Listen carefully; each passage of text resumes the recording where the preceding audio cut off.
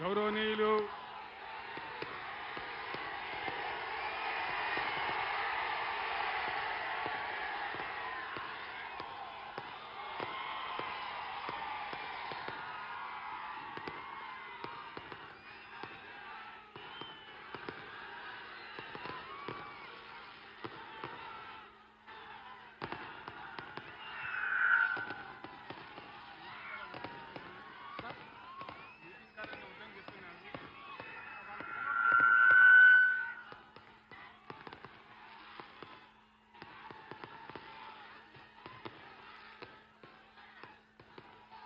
గౌరవనీయులు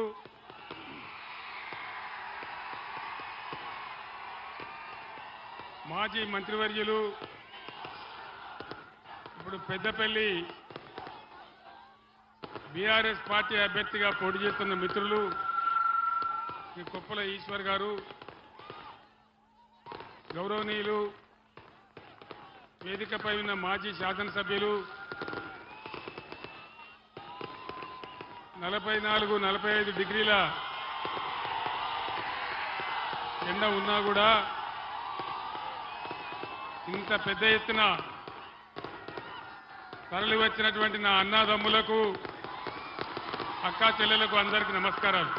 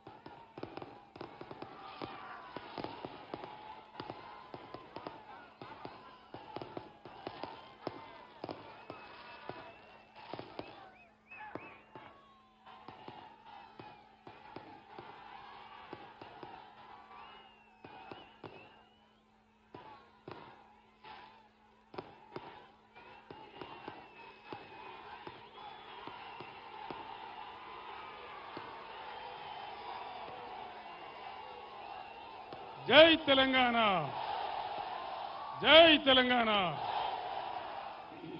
ఒక 10 నిమిషాలు కామ్గా ఉంటే మనం త్వరగా సభ ముగించుకుందాం నినాదాల తర్వాత. గౌరవనీయులు తెలంగాణ ఉద్యమకారులు, మాజీ మంత్రివర్యులు, ఇప్పుడు బీఆర్ఎస్ పార్లమెంట్ అభ్యర్థి శ్రీ కొప్పుల ఈశ్వర్ గారు, వేదిక మీద ఉన్న మాజీ శాసనసభ్యులు,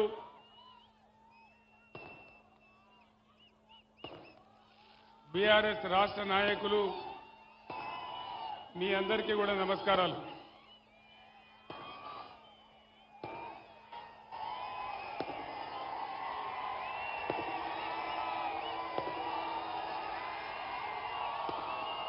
మీరందరూ 10 నిమిషాలు సైలెంట్గా ఉండాలి దయచేసి. తర్వాత నినాదాలు చెప్దాం లాస్ట్లో. నేను చెప్పేది అర్థం కావాలి కదా, మీరు ఊకోవాలి. ఈరోజు పార్లమెంట్ ఎన్నికలు జరుగుతూ ఉన్నాయి. 5 నెలలకు ముందు తెలంగాణ రాష్ట్రం ఎట్లా ఉండే, ఈ 5 నెలల్లోనే ఇంత ఆగం ఎందుకైంది ఒక్కసారి మీరు ఆలోచన చేయాలి. అది ఎవడా సుమన్, ఆ పటాకులు పెట్టినాడు మనోడేనా?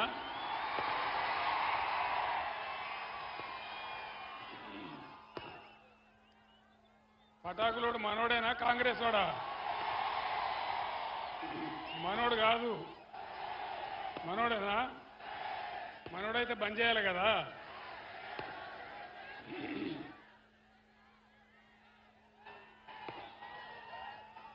ఐదు నెలల కింద తాగునీళ్ళకు కానీ, మంచినీళ్ళకు కానీ, కరెంటుకు కానీ, అన్ని రకాల వాతావరణాలకు కానీ తెలంగాణ ఎట్లా ఉండే? ఆ టపాకాయలు బంద్ చేయనా? ఎవరో టపాకాయలు బంద్ చేయండి. టపాకాయలు బంద్ చేయవా బాబు? ఆ రోజు ఎట్లా ఉంది, ఈ 5 నెలల్లోనే ఎటువంటి మార్పులు తెలంగాణలో వచ్చినాయి, దయచేసి మీరంతా గమనించాలి. కేసీఆర్ ఉన్నప్పుడు, బీఆర్ఎస్ ప్రభుత్వం ఉన్నప్పుడు బ్రహ్మాండంగా రెప్పపాటు కూడా పోకుండా వచ్చిన కరెంటు ఇలా ఎందుకు కరెంటు కోతలు స్టార్ట్ అయినాయి? బ్రహ్మాండంగా ప్రతి ఇంటిలో నల్లా పెట్టి అన్ని వర్గాల ప్రజలకు, పట్టణాలలో అయితే ₹1 నల్లా కనెక్షన్ ఇచ్చి పేద వర్గాల ప్రజలకు కూడా మంచి పరిశుభ్రమైన నీళ్లు వాళ్ళ ఇళ్లలోకి అందాలని అందించిన నీళ్లు ఎక్కడ మాయమైనవి? దయచేసి ఆలోచన చేయాలి. కేసీఆర్ ఉన్నప్పుడు ఇచ్చినటువంటి సీఎం రిలీఫ్ ఫండ్ ఎక్కడ పోయింది? కళ్యాణ లక్ష్మి చెక్కులు ఎక్కడికి పోయినాయి? ఎందుకు మాయమైనాయి? ఒకసారి ఆలోచన చేయాలి. అరచేతిలో వైకుంఠం చూపెట్టి 6 గ్యారంటీలని చెప్పి కాంగ్రెస్ ప్రజలను మోసం చేసింది. ఆ విషయం మీ అందరికీ కూడా తెలుసు. మీ అందరు నేను ఒకటే కోరుతా ఉన్నా, అన్ని చోట్ల కూడా నేను అడుగుతా ఉన్నా, ఇలా మంచిర్యాలలో కూడా అడుగుతా ఉన్నా. ముఖ్యమంత్రి ఏం చెప్పినాడు? కేసీఆర్ ₹1 కోటి రుణం మాఫ్ చేసిండు, మీరందరూ పరిగెత్తండి, ఉరికి తీసుకోండి, 2 లక్షల రుణం తీసుకోండి, మీకు డిసెంబర్ 9 తారీఖు నాడే రుణం మాఫీ చేస్తా అన్నాడు. 2 లక్షల రుణమాఫీ అయ్యిందా? రైతు బంధు అందరికి వచ్చిందా? 2500 ప్రతి మహిళకు వచ్చినాయా? మీరు తప్పు చెప్తున్నారు. 5000 వస్తున్నాయట కదా, అంతడొస్తున్నాయి. మంచిర్యాలనే వస్తలేవా? 2500 వస్తలేవా? కళ్యాణ లక్ష్మి తులం బంగారం వస్తలేదా? రైతు బంధు కూడా రాలే అందరికీ. కరెంటు పోతున్నదా? కరెంటు కోతలు మొదలైనయా? దయచేసి మీరు ఆలోచన చేయాలి. 4-5 నెలల కింది దాకా బ్రహ్మాండంగా వచ్చిన నల్లా నీళ్ళు ఎటుపోయినాయి, కరెంట్ ఎటుపోయింది, రైతు బంధు ఎటుపోయింది, రైతు బంధు కోసం పెట్టిన డబ్బులు ఎటుపోయినాయి, ఇవన్నీ కూడా మీరు ఆలోచన చేయాలి. 6 గ్యారంటీలు అని కాంగ్రెస్ చెప్తే 6 గ్యారంటీలలో ఒకటే, అది కూడా పనికి మాలిన పని, ఫ్రీ బస్ ఒకటి పెట్టినారు. ఆ ఫ్రీ బస్తోని ఆడవాళ్లు సిగలు బట్టి కొట్టుకుంటా ఉన్నారు. ఫ్రీ బస్ వల్ల ఏమైంది? ఫ్రీ బస్సు వల్ల ఆటో రిక్షా కార్మికులు బతుకులు ఆగమైపోయినాయి. ఆటో రిక్షా బిడ్డలు ఆత్మహత్యలు చేసుకుంటా ఉన్నారు. మీ అందరినీ కూడా నేను కోరేది ఒకటే మాట, అడ్డగోలు హామీలు నోటికి ఏదొస్తే అది ఇచ్చి ఇలా ముఖ్యమంత్రి ఏం చేస్తున్నాడు? ముఖ్యమంత్రి ఈరోజు ఏ ఊరికి పోతే ఆ దేవుని ఊరి మీద ఒట్టు. డిసెంబర్ 9 పోయింది, 100 రోజులు పోయినాయి, మళ్ళీ ఇప్పుడు ఆగస్టు 15కి వచ్చింది. నమ్మచ్చునా ఈ మాట? నమ్మేటట్టే ఉన్నదా? ఈ విధంగా ఏమీ చెయ్యరు అనేది ఈరోజు మనకు అర్థమైపోయింది. ఇవన్నీ పోను. ఇంకా ఏం జరుగుతున్నది? పల్లె ప్రగతి, పట్టణ ప్రగతి పేరు మీద బ్రహ్మాండంగా పల్లెలను, పట్టణాలను అభివృద్ధి చేసుకున్నాం. పల్లెలలో అన్ని మాయమైతా ఉన్నాయి. పంచాయతీలకు డబ్బులు ఇవ్వడం లేదు, పంచాయతీలు ఊడ్చే పరిస్థితి లేదు, మున్సిపాలిటీలు ఊడ్చే పరిస్థితి లేదు కదా. హరితారం చెట్లు ఎండిపోతా ఉన్నాయి, పల్లె ప్రకృతి వనాలు ఎండిపోతా ఉన్నాయి. అదేవిధంగా క్రీడా ప్రాంగణాలు, యువకులు ఆడుకోవాలని పెట్టినటువంటి క్రీడా ప్రాంగణాలలో చెట్లు మొలుస్తా ఉన్నాయి. మున్సిపాలిటీలలో చెత్త పేరుకొని పోతా ఉంది. బీఆర్ఎస్ ప్రభుత్వం ప్రారంభించిన చెన్నూరు ఎత్తిపోతల పథకం కూడా ఆపేసినారు. అదేవిధంగా మన ఎదురుగా కనబడతా ఉంది. అది మంచిర్యాల ప్రజల కోసం, మంచిర్యాల ప్రజల సౌకర్యం కోసం integrated market, veg and non veg market, అది కూడా మొండి గోడలతోని మన కళ్ళ ముందు కనపడతా ఉంది. ఈ బిల్డింగ్ ప్రజలకు ఉపయోగపడదేనా? ఈ బిల్డింగ్ ప్రజలకు ఉపయోగపడుతుంది కదా. దాన్ని ఎందుకు ఆపేసింది కాంగ్రెస్ ప్రభుత్వం? ఏ కారణం చేత ఆపేసింది? ఈ విధంగా బీఆర్ఎస్ ప్రభుత్వం ప్రారంభించిన ప్రజలకు ఉపయోగపడే అన్ని రకాల పనులను కూడా నిలిపివేయడమే కాదు, కేసీఆర్ ఆనవాళ్లే లేకుండా చేస్తా అంటాడు ముఖ్యమంత్రి. ఘోరమైనటువంటి కథ. అటు మంచినీళ్లు రాక, ఇటు సాగునీళ్లు రాక, కరెంటు సరిగ్గా రాక, లక్షల ఎకరాలలో తెలంగాణ వ్యాప్తంగా పంటలు ఎండబెట్టినారు.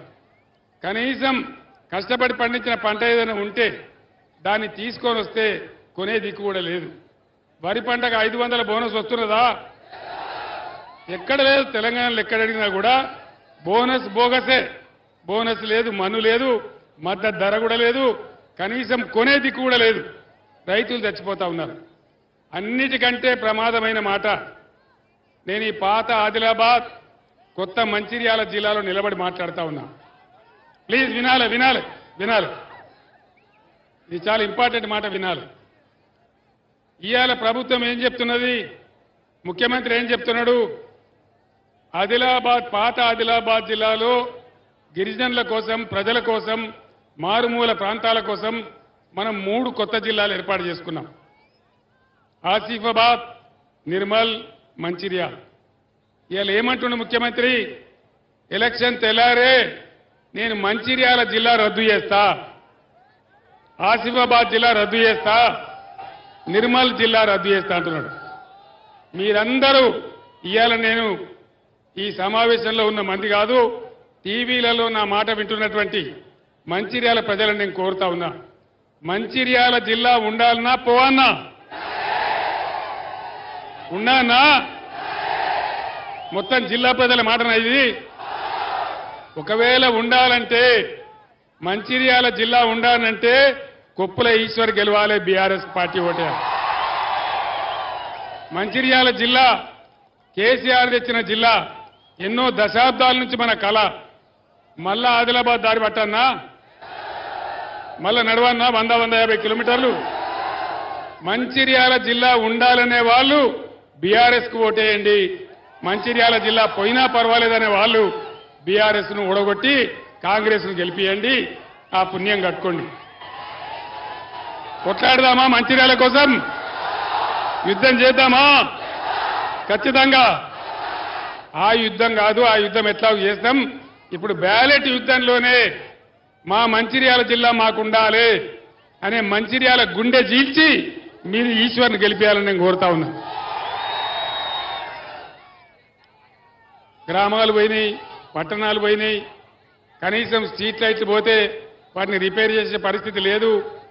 సీఎంఆర్ఎఫ్ చెక్కులు లేవు, కళ్యాణ లక్ష్మి చెక్కులు లేవు, కేసీఆర్ కిట్లు బంద్ చేసినారు, న్యూట్రిషన్ కిట్లు బంద్ చేసినారు, విదేశాలకు పోయే విద్యార్థులకు స్కాలర్షిప్ బంద్ చేసినారు, కొత్త మెడికల్ కాలేజీలకు పర్మిషన్లు ఇవ్వడం లేదు.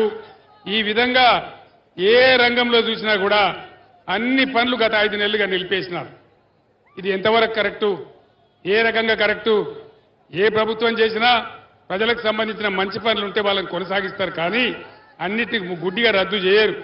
కానీ ఈ మూర్ఖ ప్రభుత్వం, ఇప్పుడున్న కాంగ్రెస్ ప్రభుత్వం ప్రజల బాగోగులు పట్టించుకోకుండా మేము జిల్లాలు రద్దు చేస్తాం, మేము మొత్తం రద్దు చేస్తాం, ఇట్లాంటి కాంప్లెక్స్లను ఆపేస్తాం, చెన్నూరు లిఫ్ట్ ఆపేస్తాం, మంచినీళ్ళ స్కీమ్ కూడా ఆపేస్తామని చాలా మూర్ఖంగా ముందుకు పోతా ఉన్నది. సింగరేణి కార్మికులు కూడా నేను మనవి చేస్తా ఉన్నా. ఇవాళ కొప్పుల ఈశ్వర్ మీ బిడ్డ 26 ఏళ్లు సింగరేణి కార్మికుని పనిచేసిన వాడు కాబట్టి ఆయన గెలిస్తే సింగరేణిని కాపాడతాడు. నేను నిన్న గోదావరి కన్ననే చెప్పిన, ఇవాళ మళ్ళా చెప్తా ఉన్నా. ముఖ్యమంత్రి పోయి దావోస్లో స్విట్జర్లాండ్లో మాట ముచ్చట చేసుకొని అగ్రిమెంట్ చేసినాడు. ఆ రోజు నరేంద్ర మోడీ నా మెడ మీద కత్తి పెట్టి నువ్వు ఆస్ట్రేలియా బొగ్గు కొనాలి, అదాని బొగ్గు కొనాలంటే ఆ రోజు నేను ఒప్పుకోలే. కానీ ఈరోజు ఈ ముఖ్యమంత్రి పోయి అదానిని ఆహ్వానించినాడు. సింగరేణి కూడా కంప్లీట్ ప్రైవేట్ పరం చేసే కుట్ర చేస్తా ఉన్నారు. మీరు ఆలోచన చేయాలి. సింగరేణి తెలంగాణ కొంగు బంగారం, మరి సింగరేణి పోతే ఏ విధంగా ఉంటాయి మన బతుకులు ఆలోచన చేయాలి. అన్ని రకాల రెసిడెన్షియల్ పాఠశాలలు పెట్టినాం, అన్ని వర్గాల కోసం పెట్టినాం. ఇలా వాటిలో వాటిని చూసే దిక్కు లేదు. పిల్లలు విషాహారం తిని ఆసుపత్రుల పాలవుతా ఉన్నారు, కొన్ని చోట్ల చచ్చిపోతా ఉన్నారు. అన్ని రకాల నిర్లక్ష్యం, ఒక అహంకారం, మొండి మూర్ఖ వైఖరితోని ఈ కాంగ్రెస్ ప్రభుత్వం ప్రజలను శిక్షిస్తా ఉన్నది. రైతుల నోట్లో మన్నుగొట్టింది. రైతాంగానికి రైతు బంధు ఇయ్యలే, సాగునీరు ఇయ్యలే, కరెంటు ఇయ్యలే, చివరికి వడ్లు కూడా కొంటలేదు. ఇదే పరిస్థితి ఉంటే రేపు రైతు బంధు 5 ఎకరాలకే వేస్తా అంటాడు ముఖ్యమంత్రి. దున్నినోనికే వేస్తా అంటాడు. 5 ఎకరాలంటే మరి 6వ ఎకరమోడు ఏం పాపం చేసిండు? 7వ ఎకరమోడు ఏం పాపం చేసిండు? 7 ఎకరాల వాళ్ళకి రావద్దా? ఏం పాపం చేసిండ్రు? ఈ విధంగా రైతు బంధు మళ్ళా మంచిగా ఉండానన్నా ఇలా గోదావరి నదిని నరేంద్ర మోదీ ఎత్తుకొని పోతానంటా ఉన్నాడు. మీకు అన్యాయం చేస్తానంటా ఉన్నాడు. మరి ఊకుందామా? ఈ ముఖ్యమంత్రి ఏమో కుయ్యి లేదు కుట్టుకు లేదు, ఏం మాట్లాడతలేడు. కృష్ణానది కొంచెపోయి ఆల్రెడీ అప్పగించిండు. ఇలా గోదావరి తీసుకుపోయి తమిళనాడుకి ఇస్తా అంటే కూడా నోరు కూడా తెరవడం లేదు. మరి కృష్ణా గోదావరి పోతే మనల్ని ఎవడు కాపాడాలి? ఏ విధంగా కాపాడాలి?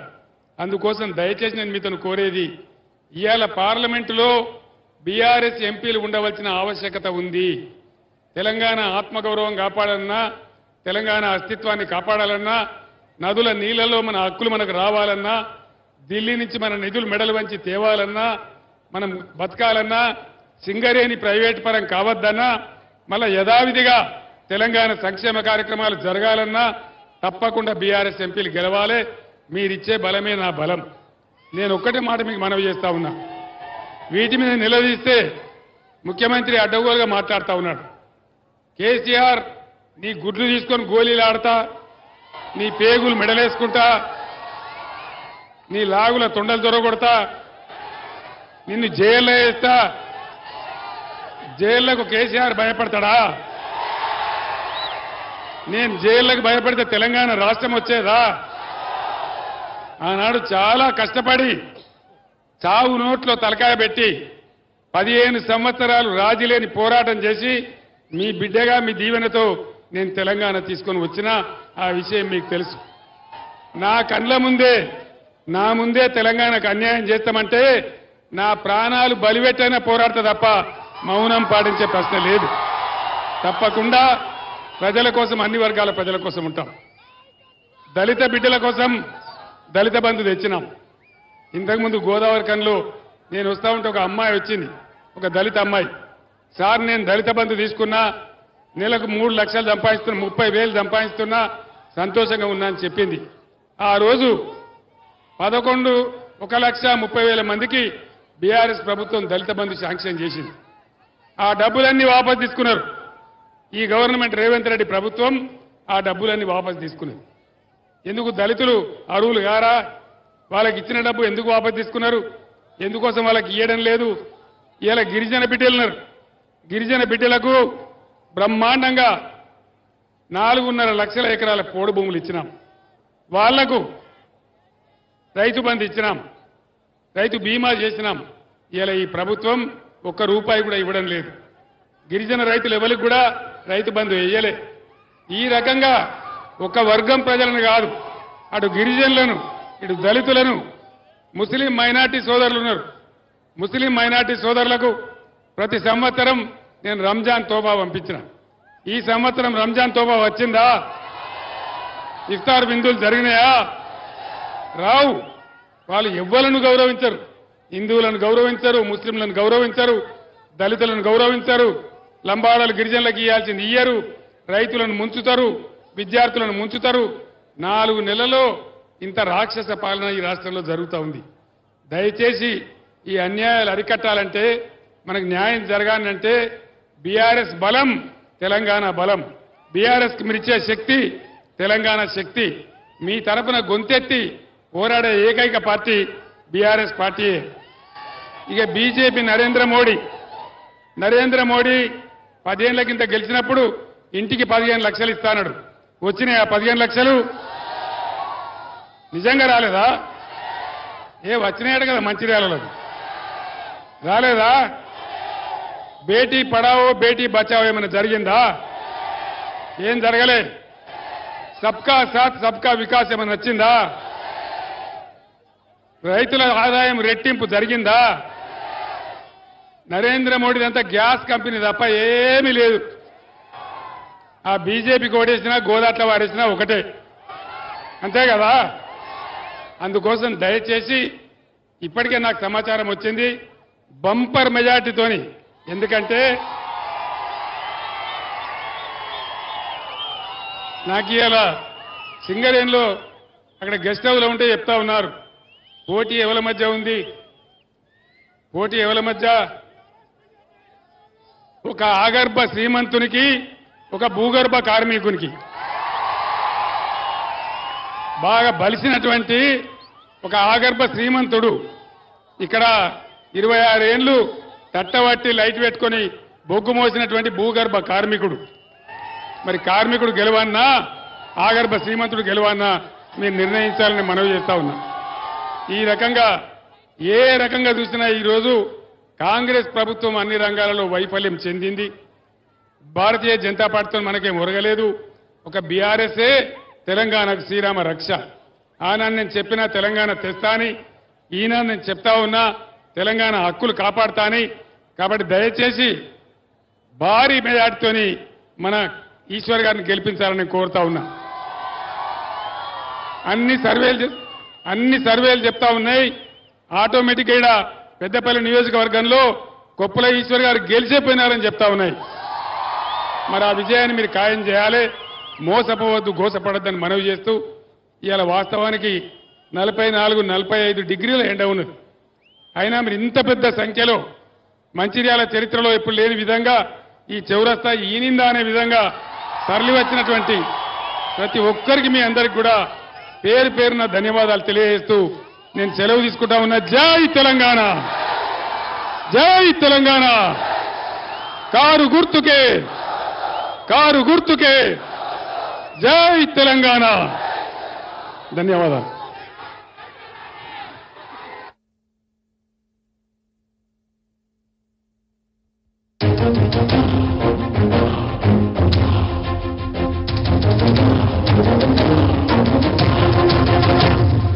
అల్లాడిన పొలాలు అడుగంటిన జలాలు, అల్లాడిన పొలాలు అడుగంటిన జలాలు, ఒళ్ళు మంచు గోసరిల్లె రైతు గోస చూసినాడు. అది గది గదిగో బయలెళ్ళినాడుగా మన కేసీఆర్ సారు దేవుళ్ళ తోడుగా. అది గది గదిగో బయలెళ్ళినాడుగా మన కేసీఆర్ సారు దేవుళ్ళ తోడుగా.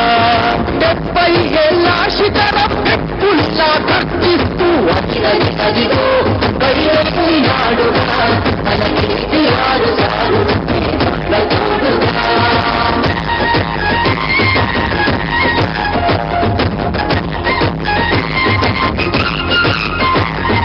అమ్మ ప్రేమ తీరున 9 ఏళ్ల పాలన, జనం చల్లగున్నరు గులాబీ జెండ నీడన.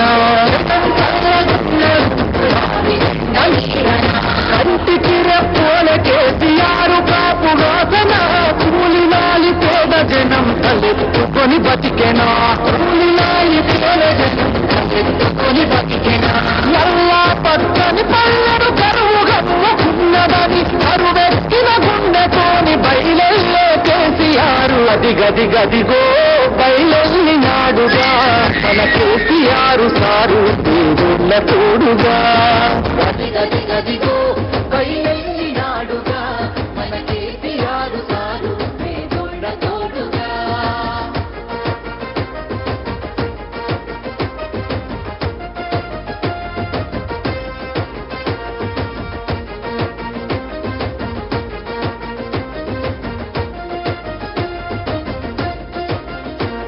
ఈ మట్టి తల్లి చెర విముక్తి కొరకు జన్మనెత్తినోడు, కళ్ళ ముందె తల్లి తల్లడిల్లుతుంటే తట్టుకోడు, కళ్ళ ముందె తల్లి తల్లడిల్లుతుంటే తట్టుకోడు. తెలంగాణ కొరకు సారు తెగించి కొట్లాడినోడు, తెర్లు చేస్తానంటే పోరు చెయ్యకుండా ఊరుకోడు, తెర్లు చేస్తానంటే పోరు చెయ్యకుండా ఊరుకోడు. తిరులను మాయం చేసి కరువుల ముంచేటి ఈ సర్కారుకు సవాలు తిరి సమర శంఖమూదినాడు. అది గది గదిగో బయలెళ్ళినాడుగా మన కేసీఆర్ సారు దేవుళ్ళ తోడుగా.